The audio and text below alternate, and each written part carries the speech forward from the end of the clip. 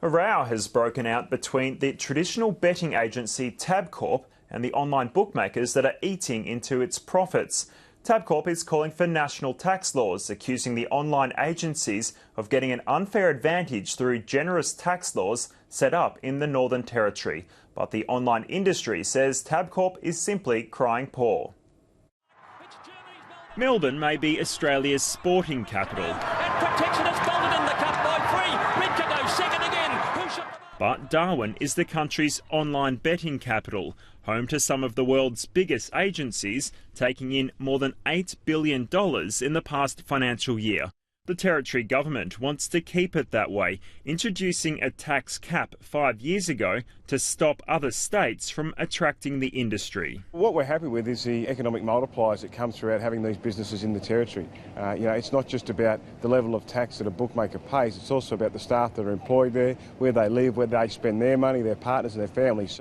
But anti-gambling campaigner Senator Nick Xenophon says the tax cap is costing the public vital revenue. They must be laughing all the way to their offshore bank accounts. This is an absolute gift for them.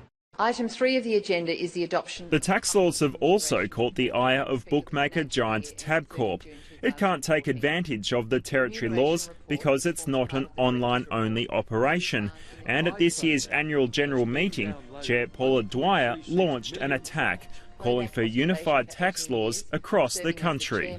It matters because gambling taxes are reinvested back into communities through infrastructure and services, and all gambling operators should pay their way.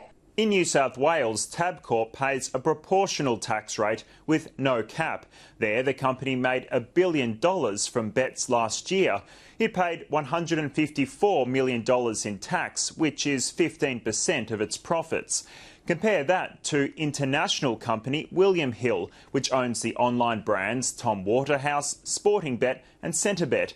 It only has profits for half the financial year available, but if that were averaged out, William Hill Australia would have made more than $210 million last financial year, and it would have paid less than 1% in wagering taxes. The Northern Territory government needs to squeeze more money out of these operators. Look, Tabcorp is not a philanthropic organisation. They haven't had an attack of social conscience. It's just bad business for them. Online bookmakers argue Tabcorp has nothing to complain about. It signed long-term agreements with Victoria and New South Wales to have a monopoly on betting at pubs and clubs. And it owns online bookmaker licensed in the Territory, Luxbet, receiving the same deal as every other online betting agency. Look, the Tabcorp argument is a complete furphy. This whole issue about there not being a level playing field is just a big whinge on Tabcorp's part.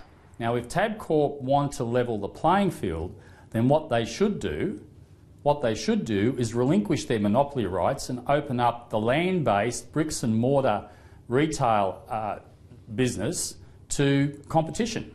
Tabcorp declined to be interviewed, but it may have a new ally. The newly elected Victorian Labor government says it will fight for consistent wagering tax laws across the country.